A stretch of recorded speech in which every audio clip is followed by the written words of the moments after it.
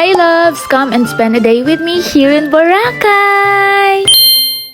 Ito na ngayong araw ng aming Boracay tour. For my hand carry, isang maleta at isang shoulder bag lang yung dala ko. This is my makeup kit. Syempre lahat yan pink. At kailangan daw naka-NU merch kami and hindi talaga ako nag-white pants. Pinalitan ko yan ng black pants kasi na-realize ko na dumihin siya. Nagpatong lang din ako ng pink sweater and this is the shoes that I'm going to wear. This is from Aldo and sponsored by my mom.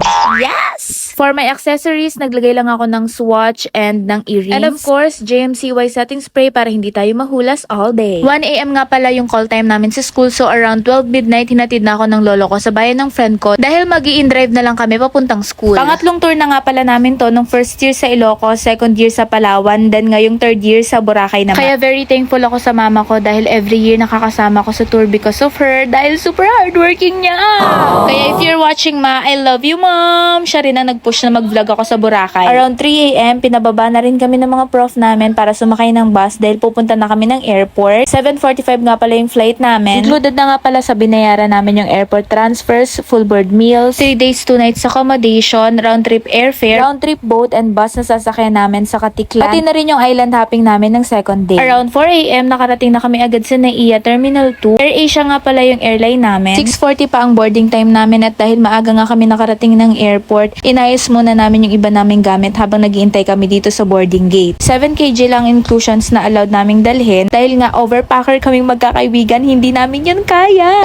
Kaya nag-avail kami ng friend ko ng extra carry-on luggage na 7 kg. Kaya total of 14 kg na yung pwede kong dalhin. Kasi naman, akala mo hindi na uuwi ng Manila sa sobrang daming dala. Tourism nga pala yung course namin loves, kaya may mga tour kami talaga every year pero sa pagkakaalam ko, last tour na namin to dahil next year OJT na namin. Pangalawang beses ko pa lang to na magta-travel via airplane dahil yung unang beses ay nung nagpalawan kami last year. Kaso hindi ako nakapag-vlog nung tour namin ng first and second year. Ngayon pa lang ako makakapag-vlog. And claiming soon, international travel vlog naman ang magagawa natin in Jesus name. Early nga pala ng 20 minutes yung arrival namin dahil wala pang 8:30 nakarating na kami agad sa Katiklan Airport. Total of 7 flights nga pala ang lahat ng sumama na third year tourism students ng NU Fairview. Kapag mga ganitong tour, hindi talaga pinapalampas ni mama. Sinisikap niya talaga na makasama ako. Hindi naman to mandatory pero part pa rin kasi talaga ng tourism course ang sumama ka ng mga ganitong tour. Kasi bukod sa experience, marami ka talagang matututunan at may explore mo lalo ang tourism industry. Paglabas nga pala ng airport, sumakay kami agad ng bus papuntang Katiklan Jetty Port. Dahil after neto, sasakay naman kami ng boat. Ito yung nakakapagod sa biyahe, yung palipat-lipat ng sasakyan. Pero okay lang yan! Dahil ang mahalaga, nasa Boracay tayo. Wow! Ano, aarte pa ba? Hello, 26K to. Yung nagbayad nga ng tour ko, hindi umarte. Kaya sa mga gustong mag-tourism dyan, yes loves, mahal, magastos. Corrected by ka dyan! Wala pa atang 30 minutes yung biyahe nung sumakay kami ng boat papunta ng another bus na naman. Alam nyo, malayo-layo na ang narating netong minifan ko na to. Hindi ko talaga kaya ng walang minifan dahil sobrang init! So, nagpa-video kami dyan, sabi ko sa kanila, kunyari masaya tayo. Pero mga walang tulog yan. 24 hours ng delay. Pero okay lang yan kesa naman hindi na makadilay.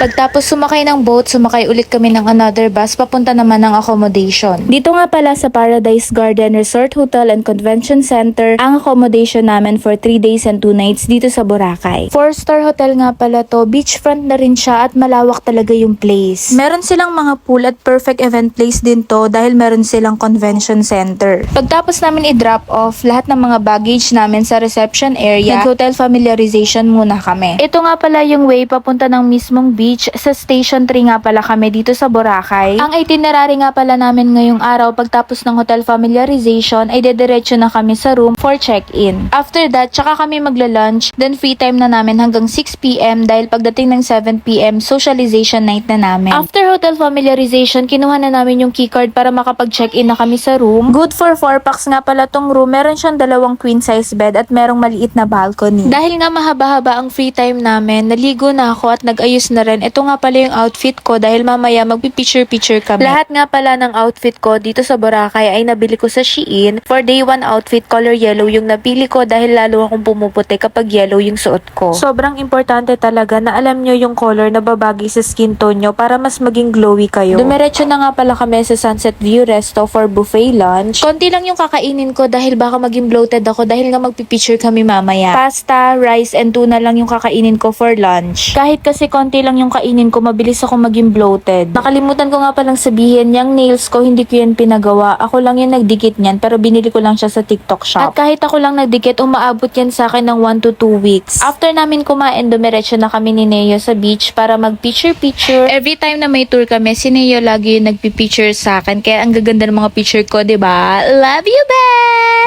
Naganap nga pala muna kami ng spot na konti lang yung tao para maganda sa picture. Marami nga pala kayong mabibilhan dito ng mga souvenirs at pasalubong. Pero ang plano ko, sa second day pa ako bibili ng mga pasalubong. Around 3 PM yata kami naglakad-lakad neto kaya sobrang init at ang sakit sa balat pero okay lang yan. Titiisin natin yan para lang sa picture dahil hello, sayang ang swimsuit ko. Pero I'm sure mas mauuna nyo pang makita yung mga picture ko bago nyo mapanood tong vlog na to. Magandang mag-picture ng mga ganitong oras kasi konti pa lang yung tao. Pag mga bandang 5 PM na kasi marami na yung tao dahil naghihintay na ng sunset. After pala naming mag-picture, bumalik na kami agad sa hotel dahil magre-ready na kami for socialization night. Mag-a-upload na lang ako ng bukod na video na Get Dressed With Me para dito. Color blue na outfit naman yung napili ko kasi ang theme namin ay Under the Sea. Kapag ganitong mga event, ako lang mismo ang nag-aayos ng hair and makeup ko. Kada may tour kami, lagi talaga kaming may socialization night. Meron silang mga hinahanda na mga pa-games para sa amin. Meron ding mga nagpo-perform at mga awarding katulad ng mga best dress at face of the night. Halos puro naka-blue pala kami sa circle ko. Sabi nga nila ngayon lang daw ako hindi nag-color pink pero bukas, naka-color pink na naman tayo. Nag-perform nga pala yung dalawa kong friends na dancer na si Francine at si Ayesa. Sobrang galing! Wow! 11 PM na natapos tong socialization night namin. Then after nun, bumalik na kami agad sa room dahil lights off na ng 12 midnight. 5 AM ang wake up call namin kaya nagpahinga na rin ako agad. Yun muna for today. Thanks for watching. Love, Aryan!